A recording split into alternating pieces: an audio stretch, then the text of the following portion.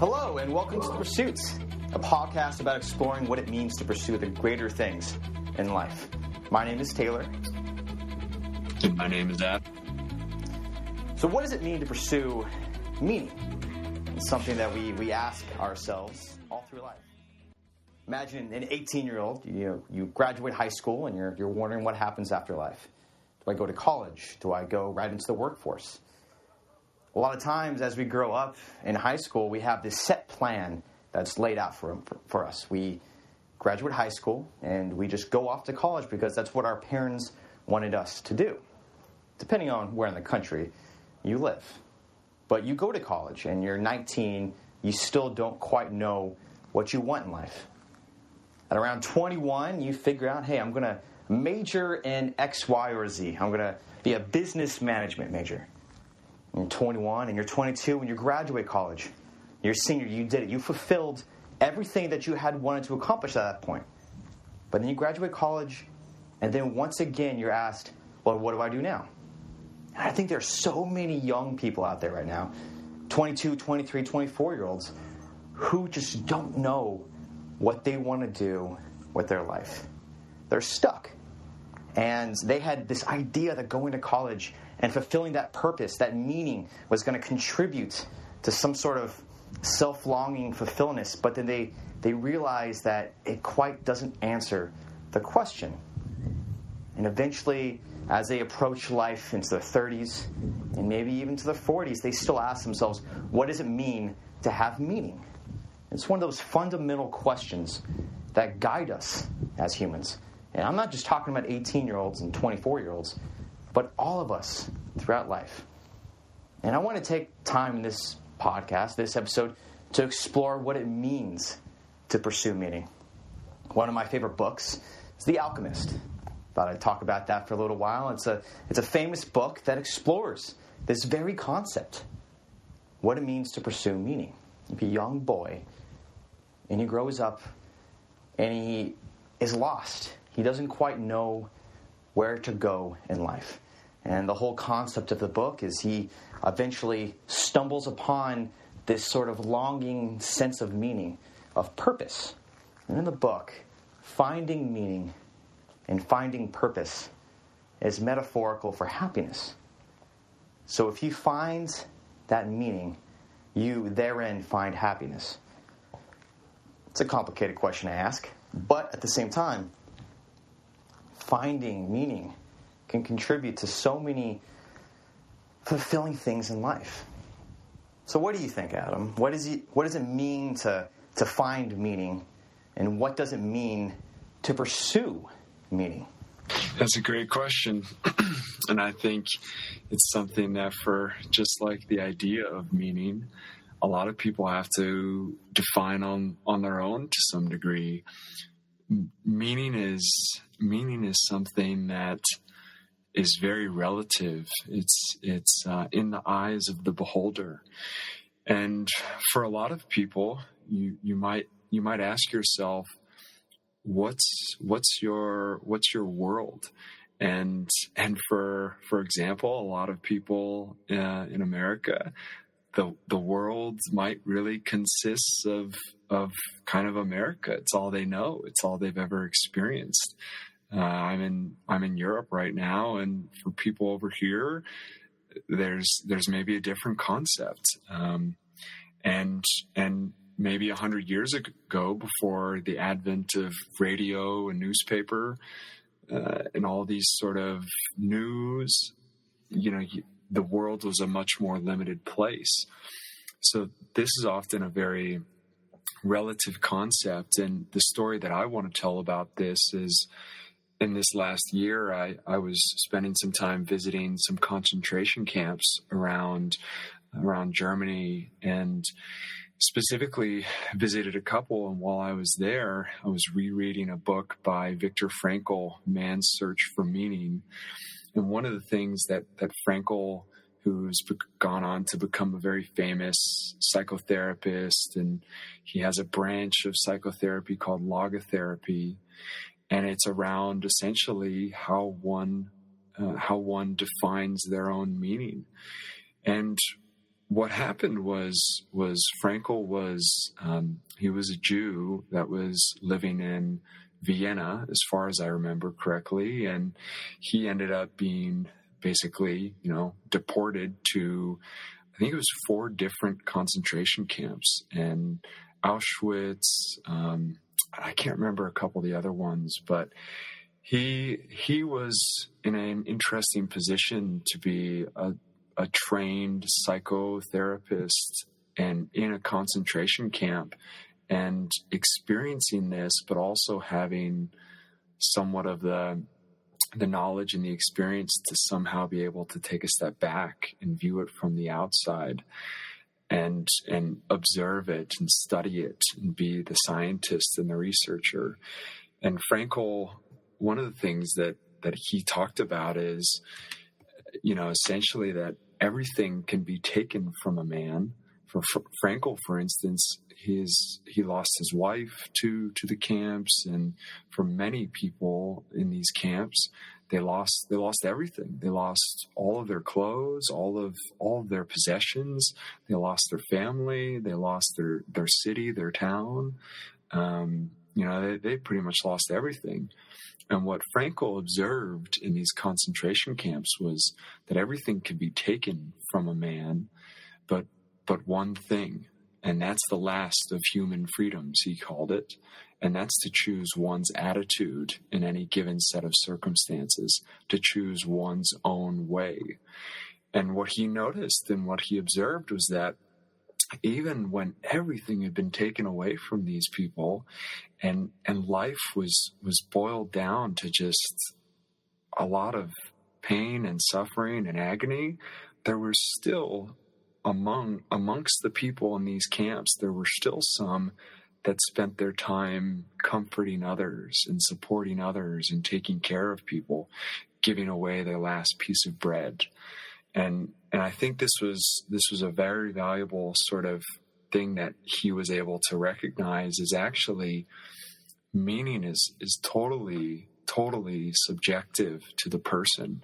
And for one person, life might be awful and not worth living. And for another person, life might be incredible. And even though everything's been taken away from them, they're willing to give away their last piece of bread or food. So how is it, Taylor, I guess my question for you, for us, for having grown up and, along the West Coast and have had really good, happy, healthy lives, what Frankel observed, and I've observed it too, is how is it that some people that are in, they have a car, they have the latest like smartphones, they have video game consoles, and they have all this stuff available to them. And Frankel observed this too, but a person in the concentration camp might be like who's giving away their last piece of bread and taking care of others, and even somehow is able to have a smile on their face. They might feel more content and more fulfilled than somebody who's living in our current day with everything that we have possible to us. Yeah, absolutely. And sometimes when I think of that question, I think of the profound importance of community to a lot of people. In the community that you are in, you often compare yourselves to the people in that tribe. You want to stand out. You want to succeed. You want your friends, your peers, your family to look up to you and to see what you're doing as impressive. So if you ask the person who gets the expensive car, they get the McMansion and the biggest house they can get, why are they doing that? Is it because they want to be happy themselves? Maybe. But I think it's probably because they want to impress someone. And a lot of it is because they want to be accepted, or they want to impress their family. They want to look good in the eyes of their peers. If you have 10 doctors talking to each other and they're trying to fit in with one another, what they are doing to impress one another is going to be different than someone who's in poverty, than someone who can barely afford to to live in a very cheap apartment. Someone who's 22 is going to try to impress their friends in a different way than someone who's 42. So you look at this example that you gave of someone who is getting simple joy and pleasure by cherishing the moments they have with the people they love, by giving something to someone else in a small, from the unseen eye, insignificant way, but they get happiness out of that because in that group, in that society, in that community, that is looked at as the most important thing that can happen. So, and this is something that you can look at societal differences as well, right? So you compare the American standard of living to the Indian standard of living to the Chinese standard of living. It changes as you go across cultures, right? And that will play a role as well. I suppose I'm particularly looking at the American way of looking at things, which has its own class of different questions. And you, Adam, right now, you are in Europe. Right? You've explored that culture. You've been living there for a while. You've traveled all over the world. What do you think? What's your input on community and how that plays a role in how we compare each other and how we find meaning in what we do? And does that question change? Does meaning change depending on the people that you associate yourself with? Yeah, I think it's one of the most important things that we can focus on. I think a lot of people, myself included, often have a way of when we're struggling or when we're lost or maybe when we're happy, it's oftentimes because we are somehow lost in another person. And one of my favorite quotes is, "You are the average of the 5 people you spend the most time with." And this sense of meaning and alignment with then purpose, how you're finding fulfillment or meaning out of your life. I've heard another quote which I really like, which is, the people in your life are your life. And so this idea, meaning that when the people around you are happy, fulfilled, they're healthy, they're living a good life, then ipso facto, you will be happy, healthy, living a good life. When the people around you are sad and angry and frustrated and complaining and sick, well, there's a good chance that you might follow as well in that way. And so the question, I think, becomes, and Frankl spoke about this too, when you can sort of dissolve yourself, which sounds extreme, but I guess the idea is when you can take the focus off of yourself, your problems, your issues, woe is me, and everything about me, and it's all about me. And when you can take that focus off yourself and put it on to others, well, in a way, this sort of grants you a freedom from some of this self-absorbed struggle and suffering. You put yourself into others' shoes and you really get there with them. And if you can really do that, if you can really be there with them and in their world and in their life, you find that your struggles and your situations seem to dissolve into the background. And I think I often throughout my travels have found that when I'm able to, and I do this today with the work that I do with people, when I can really step aside from the stuff that I am trying to focus on, or I'm doing me, when I can put my focus on the other person across the room or across the phone, my energy and my emotions and my feelings almost always improve. And I think that's where, Taylor, you and I have, our relationship has really flourished, because we both are able to really be present with each other when we need each other. And and that's allowed us to actually gain a lot of meaning and purpose. And in a funny way, we're helping each other. So I guess I'd have a question for you of, Taylor, if I put a glass on the table, a glass of water, and I filled it up with water, and I filled up half the glass with water, would you say that glass was half empty or half full? How would you answer that question? That's like a question I feel like we're all like the question we ask when we're like in middle school. You always have someone ask you that question. Is it glass half full? Or is it half empty? Because half full means positivity, and half empty means you're looking at world in a negative light. And I don't know. It's a good question, right? But at the same time, it's not the question itself that dictates your view of life, but it's how you view the question itself, right? So why does looking at life in a positive way matter? Why does life looking at it in a negative way, why does that matter? Right? I think it's just the sort of the emotional awareness that you have of the surrounding things in your life. So kind of what you were talking about, going back a little bit, sort of talking about emotional awareness and empathy. And you and I are talking more and more, and as we've aged, we have been able to understand each other's emotions. We've been able to understand when someone is in pain, when someone is hurting, when someone is going through a struggle and they need support.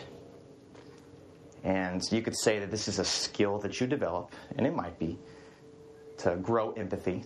But a lot of times it is just learning what it means to struggle yourself to understand the pain someone else might be going through. So if you look at bullies in middle school, for example, they act a certain way to impress their friends, perhaps. And you could say that they are acting that way because they're young and they lack empathy. But then why does that still exist later in life? You see 30-year-olds acting the same way to impress their friends, and they hurt someone else in doing so to make themselves feel better. You could say they lack empathy. You could also say someone is going through so much pain that they are unable to see anything else in the world but the way that they feel. The victimization, for example, that's a good way of looking at that.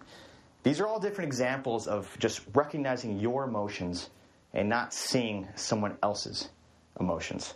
It goes back to the earlier conversation about pursuing meaning is a sense of comparing yourself to the other people in your group. And if you don't have that empathy, if you don't have that keen emotional awareness of what the other people in your tribe are experiencing, then you may not meet them where they need to be met, right? And if someone is succeeding and doing so well in life that they might be so in the moment that they might not understand that the other people in their life are struggling. That sort of depends on how you look at struggle and success. But I'm specifically talking about the emotional well-being of someone's day-to-day life. And if you're not able to be there for a friend, then that friend is going to continue to struggle. So I think empathy plays a huge role. What do you think? Yeah, absolutely. This idea of really somehow losing yourself in the service of others and how that can bring meaning to you. I think there's been different stories throughout time where empathy is this key factor. There's one example of the idea of the yawn. If you and I are both in a room together and I start yawning, well, you, in a very funny sort of way, will also yawn. Yawning is like contagious. If I start laughing and I'm dying, I'm laughing so hard, there's a good chance that also is going to be contagious, and you might start laughing with me.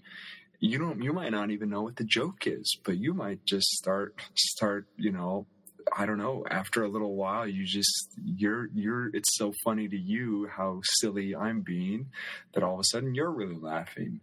And the idea is that you can see how being around other people can actually be super contagious. And it can be contagious in a good way, and it can be contagious in a bad way.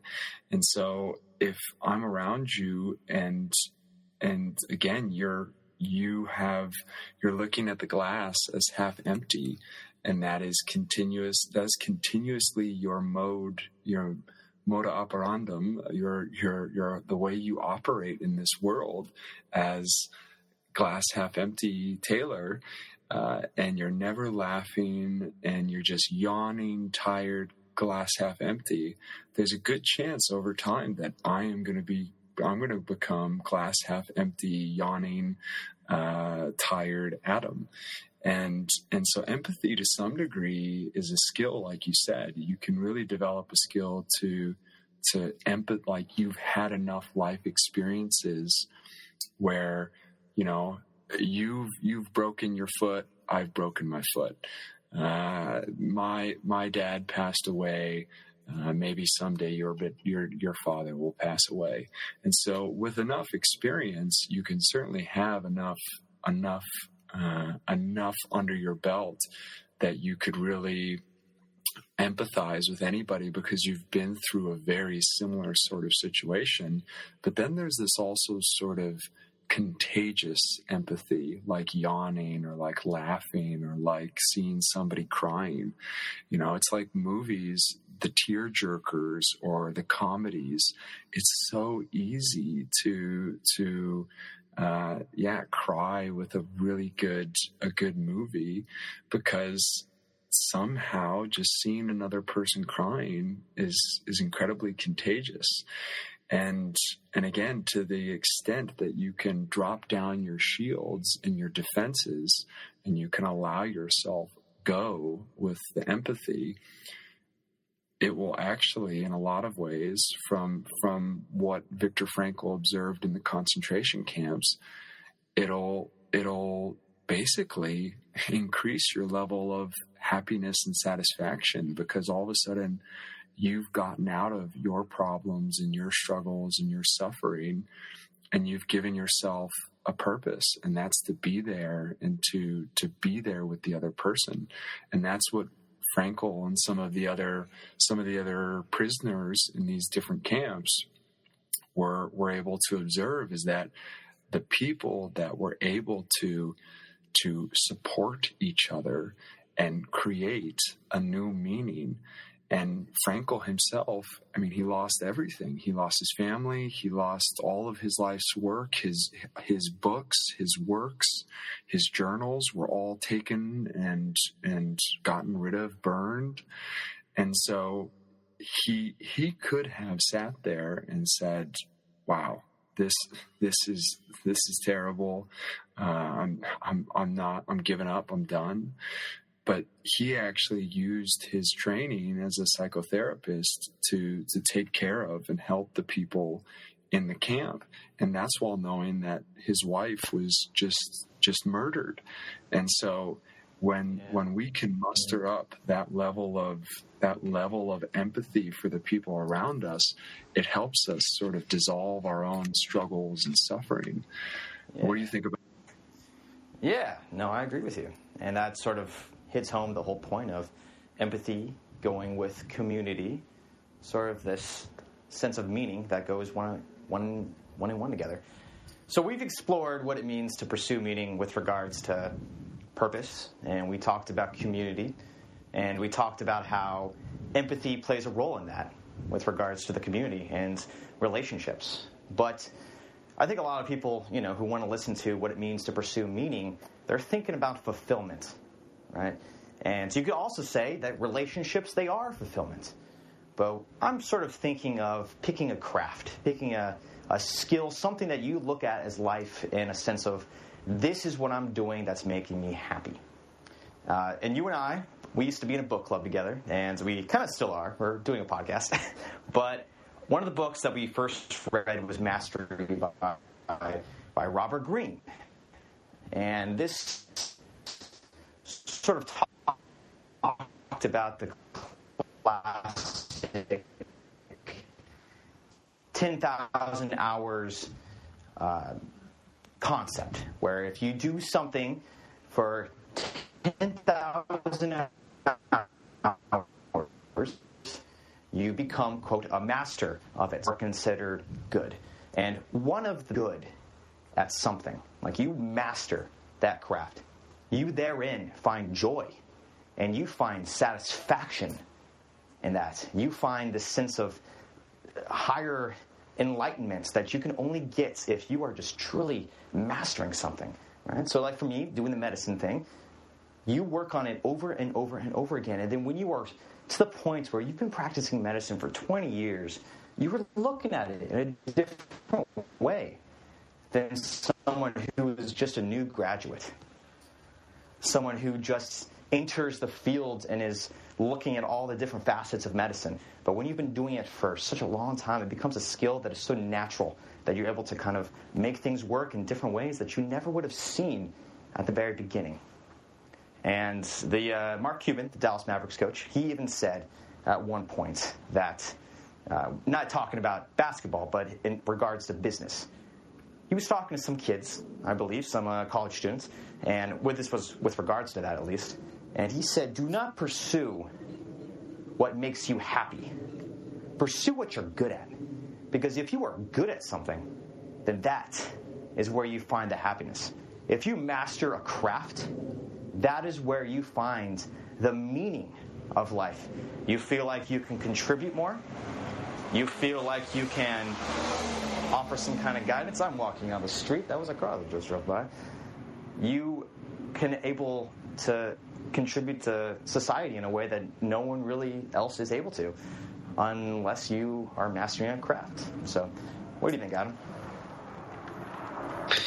Well, I think there's something there about your ability to, again, it's like this flow state where, you can imagine a surfer or somebody who's climbing a mountain, or they're bouldering or something like that. And, this is so focused, so intentional, and there's such an energy and intention and focus behind this activity, and this is this mastery that you're speaking of, that they are in such a flow that they've almost, again, sort of lost themselves in the activity. They've actually found such a it might be a sense of pleasure, or it might be a sense of fulfillment, but they've really found this sort of transcendent purpose in whatever it is that they're doing. I don't know if you've ever seen this. It was this famous Netflix documentary, Hiro Dreams of Sushi, about this Japanese sushi chef. But he has perfected this art of sushi, and and so many people have been to his restaurants, and the level of mastery and intention there that's required is quite high, and it's a level of discipline and detail that a lot of people wouldn't go to, but it's something that has almost become like an art. And so when you're at that level where you really are that focused on what you're doing, because it's so sort of meaningful to you for some reason, it really touches your soul, then it's really something that you can gain so much flow, so much peace from, and so much power.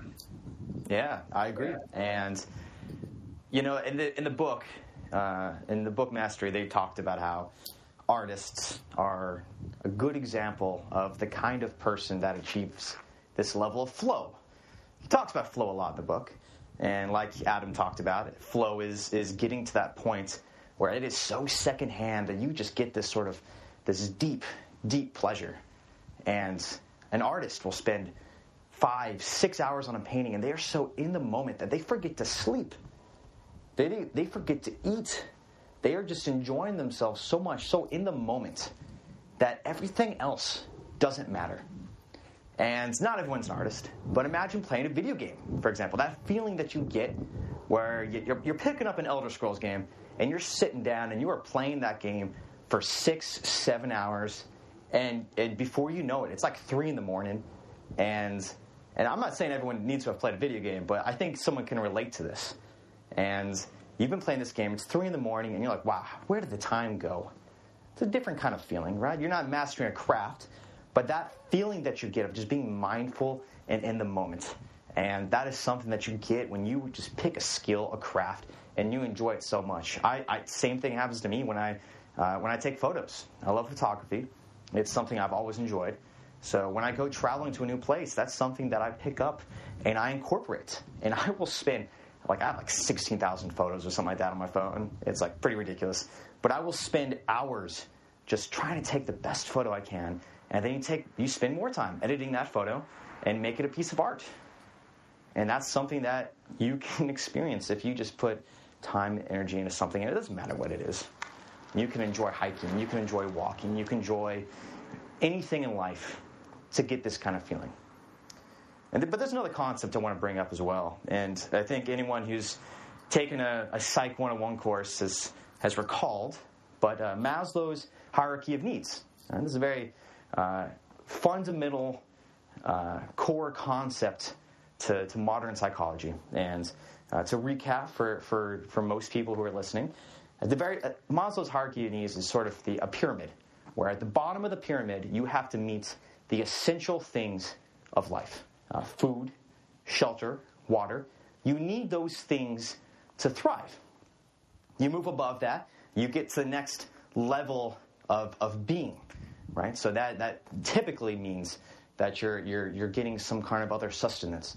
You're finding a way to use the thing that you've gained, the food and the water, and you're continuing on and living. You're getting a job, right? You're getting some kind of way to get income. You are incorporating yourself into some sort of family. You move up the level. You have the bottom layer, and now the things that matter in life to you and me, relationships. Right? You are able to explore those profound emotional relationships. And as you move up the ladder, you go from relationships to the fourth level, which is finding meaning, finding some kind of joy, the mastery kind of stuff that we've been talking about. And then the fifth and final tier of the pyramid is self-actualization, which not many people reach that. That's sort of someone who Buddha, Jesus, Gandhi, these are the individuals that reach self-actualization. But the whole concept is you need to fulfill the bottom layer of the pyramid before you were able to move up the pyramid.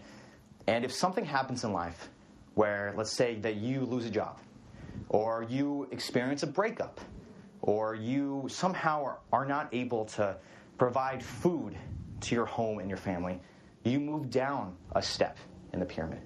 So you want to get as high as you can, but if you would lose something at the bottom, the pyramid cannot stand and you move down.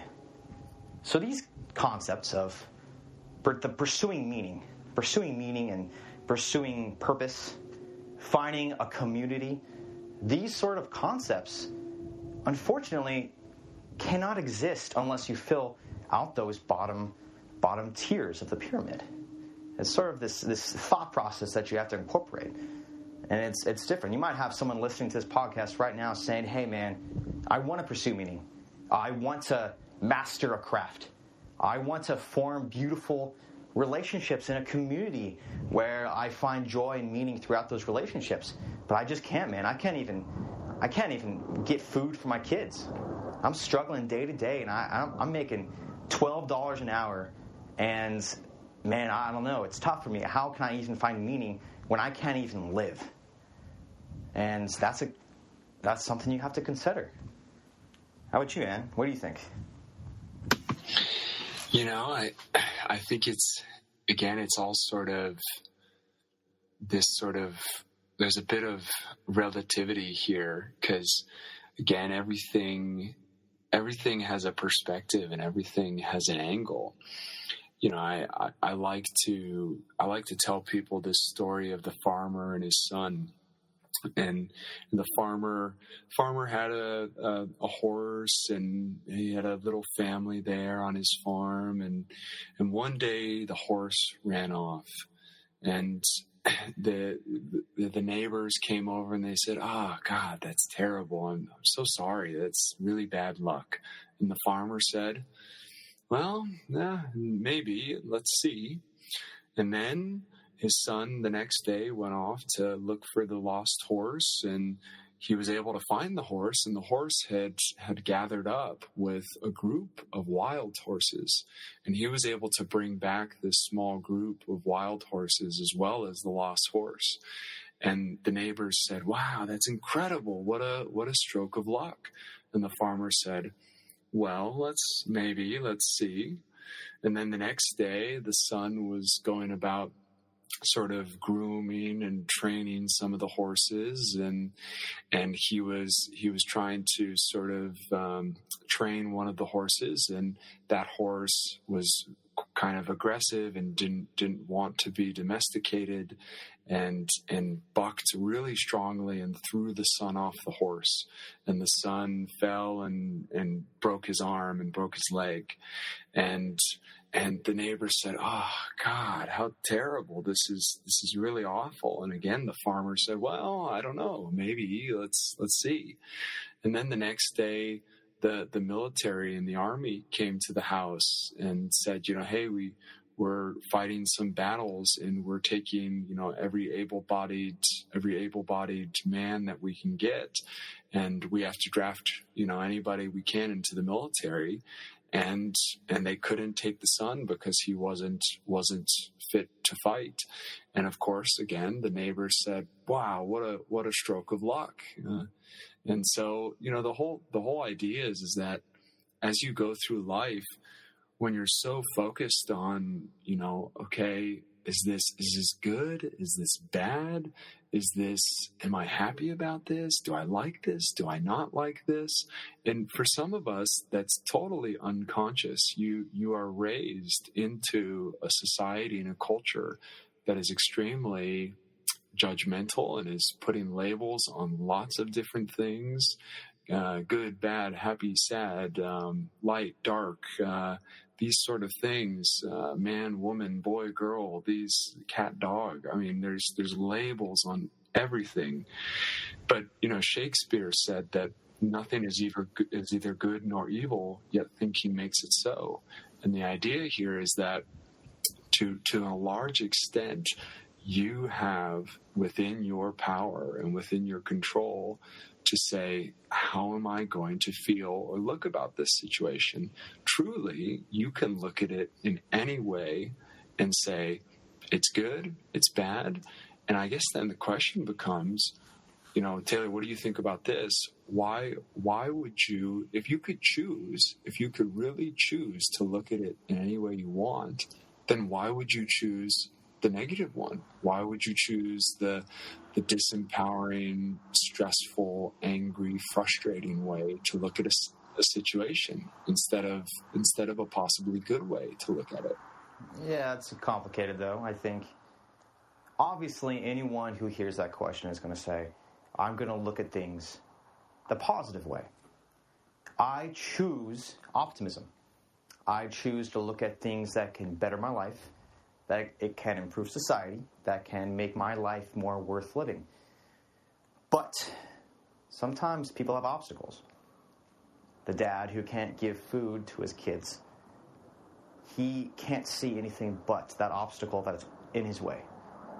He is stuck thinking that I'm out of luck, I'm out of hope. You ask someone who just got dumped. People can take years to get over a breakup or divorce. And you ask them, well, why can't you just look at the positive? This person could not, she did not do this or that. He did not do this or that. They were not right for you, etc., etc. But at the same time, when you're heartbroken, all you can think of is, man, it's just not fair. It's not fair. And I can't believe that he did this. I can't believe that she did that. And you're stuck in this spiral of just looking at this powerful negative emotion when someone has a father that passes away, or a mother that dies, or a child, God forbid, that dies. Those situations are so profound that it is so easy to just think of the negative. And it's important because it does suck. That is hard to work through. So it's not an easy question to say, why can't I look at the positive? Why can't I look at the optimism? It's there, and I think everyone wants to see those things in life. But sometimes they have to work through stuff. Sometimes it's a process, and sometimes it can take a while. I think the most important thing for someone who's going through depression, someone who's going through a mental health crisis, is to just be willing to work on it. Understand that there's hope. Understand that there is a future out there where you can be happy. It might take time, but it's possible to get there. You just have to work on it. And, some people will wake up in the morning and feel just joy. They feel happiness. They feel gratitude. And they say, man, how come no one can just always wake up like this and feel this way? Why do people get sad? Why do people not feel this immense joy like I feel? And, I think that is sort of a lack of empathy too. You go back to the conversation we talked about earlier. You're happy. That's fantastic. Share that joy with someone else. But at the same time, other people are going through stuff. They're struggling. And it might not be easy for them. And that's okay. It doesn't have to be a day fix to get to where you want to be, to look at things in the right way. Your question, Adam, about glass half full versus glass half empty. It's a question to ask yourself. Do you look at life in a positive way? Do you look at life in a negative way? What events are going on in your life that are dictating your decision? Are you more or less a well-off individual where you've had no trauma in your life? You are happy. You are fed. You are making a sustainable income. Well, you could be naturally positive or negative, and that might be the kind of question to ask yourself, because if you just look at life in sort of a vindictive way, but you're more or less healthy and you have good relationships in life, that might be the kind of question that is important to shift their perspective into a more positive outlook. But you ask another person that has real barriers to finding happiness in their life, and you ask them, how can you not just choose happiness? Well, it's not easy for them because they're stuck. They're stuck on level 1 or 2 on that hierarchy of needs, and they're not able to get up there. They're saying, hey man, I gotta get some food on my table. Or I've had some real trauma in my life, and I have this PTSD where I wake up in sweats every night just thinking of this thing that happened to me when I was young 10 years ago or 2 months ago. And they are unable to find a way to reframe the situation. So to kind of wrap up what you just said, Adam, why can't people just look at things in a positive way? I don't think it's easy. But I think the most important skill that you can develop to turn a negative event into something more positive is reframing. Looking at things in a different light. It takes a skill, and it's not easy. Adam, you're very good at this, and I think I'm really good at this too, but not everyone is. It takes time to look at an obstacle that is more or less very negative and looking at it in a positive way. This is sort of the whole concept of therapy. A therapist is giving you an objective, non-objective point of view and saying, hey, what you're going through, I can tell it hurts, but let me give you a different way of looking at those events. Someone who goes through a breakup, you could say, hey, this sucks, but let me reframe this for you. He or she was not the person for you because they didn't even want to stay with you. That kind of thing to hear can just shift someone's outlook. That can just change and alter the way they look at an event. And if they're able to latch on to some kind of optimistic reframing of an event, that can be the benefit that they need. So it's a complicated question. Why don't I look at things positively? So I would say, let me help you look at things in a different light. Not just be happy, because happiness is something that might take time for you. But let's look at things just a little bit differently. And over time, let's try to get you to look at that glass half full. Yeah, this is really, honestly, this is such a skill that can be trained. And for a lot of people, it seems like that's just the way I am. But it is, I'll submit to you a powerful example here. And that's in the last year and a half, 2 years, I've been learning some other languages. And again, to really illustrate here how relative meaning is, again, I could hold an apple up in front of you and say, so what is this? And you would say it's an apple. And someone speaking Spanish would say manzana. And then someone in Germany would say Apfel. And so the idea is that there's a different meaning for different things across different cultures. There's for some people to eat with a fork and a spoon and a knife is very bizarre. To sit at a kitchen table is very bizarre. They eat with chopsticks or they eat with their hands and they sit on the ground, and that's how they do it. So things are very relative, and this is totally something that you can train. The thing that you don't recognize is that you've already been trained in this from a young age. It's just maybe not exactly how you wish that you were trained in this. And so you have maybe been trained, again, no fault to your own, by your environment, by your family, by your friends, whoever you've spent the most time with. But the attitude, the perspective, and the focus and the mindset that you bring to a situation is truly a result of whatever sort of conditioning or training you've received since basically almost since the day you were born. And the way I submit this example to you is, about a year and a half ago, I started to learn the German language, and I was about 25 years old and had no background in German. I had a few years of Spanish in high school and then in college, and I had an opportunity to work in Puerto Rico after the hurricanes and practice some Spanish while I was there 2.5 years ago after Hurricane Maria and Hurricane Irma. And so I maybe had a little bit of practice with the Spanish language, but all I heard from people was German's a hard language. It's really difficult. Oh, it's really hard. And you speak English. Why would you want to learn German? That's a waste of time. You should learn Spanish. You should learn Chinese. You should learn Hindi. And essentially what was incredible for me this last Wednesday was I was skiing in Austria, and I was sitting in this gondola with a couple different pairs of people, a couple different groups.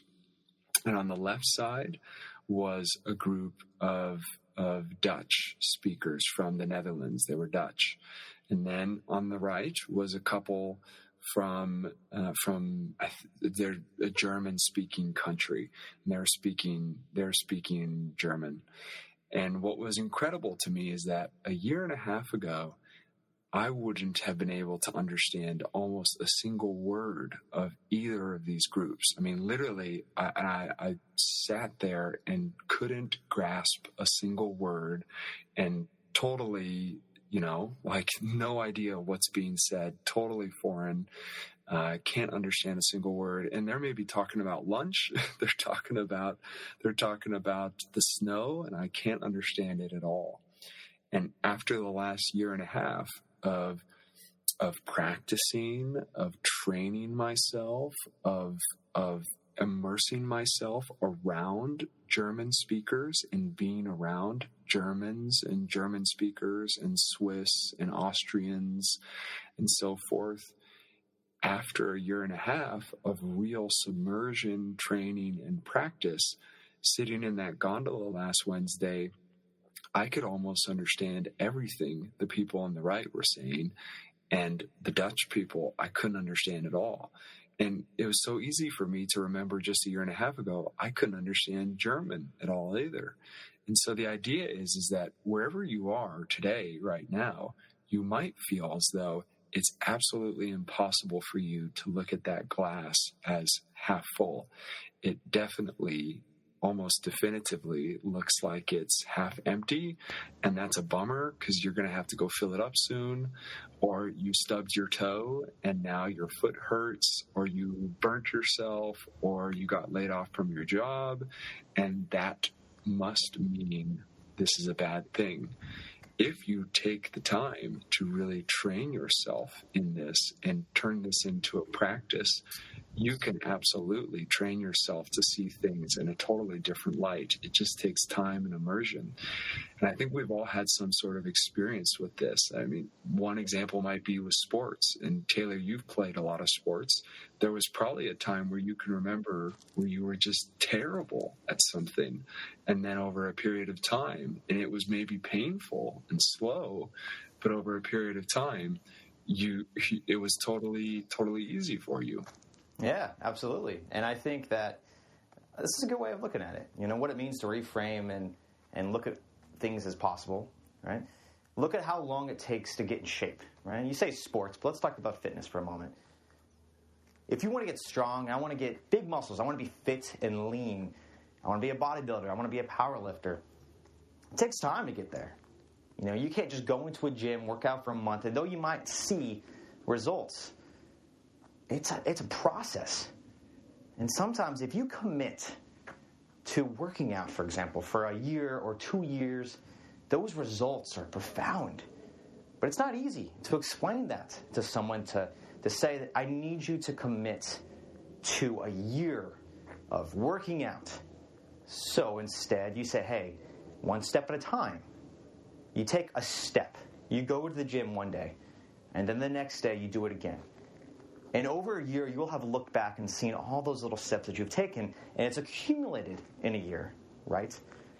Same thing as like looking at negative events in life.